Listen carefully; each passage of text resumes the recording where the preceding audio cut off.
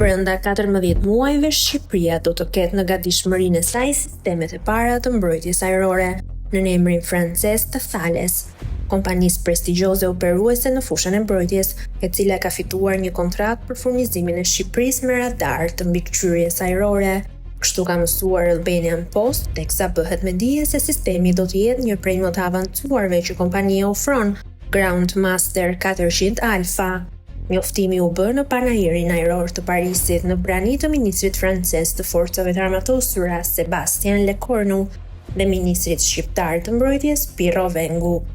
Radari njihet globalisht për lëvizshmërinë e tij të lartë, besueshmërinë e jashtëzakonshme dhe performancën superiore, duke ofruar një mjet thelbësor për monitorimin e hapësirës ajrore.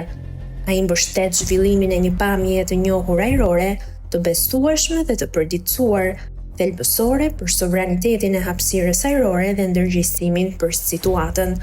Por më me detaje si funksionon sistemi i tij, një radar mbikëqyrje ajrore tridimensional i përcaktuar nga software-i GM400A i projektuar u ofron qendrave të dy ndërgjegjësim superior të situatës në çdo kohë, me një shpejtësi përditësimi prej 6 sekondash dhe një mbulim lartësie deri në 40 gradë.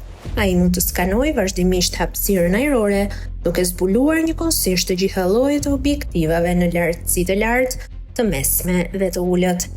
Pasi të zbulohen, klasifikimi i objektivave si mik ose armik është thelbësor për të shmangur zjarrin vëllavrasës.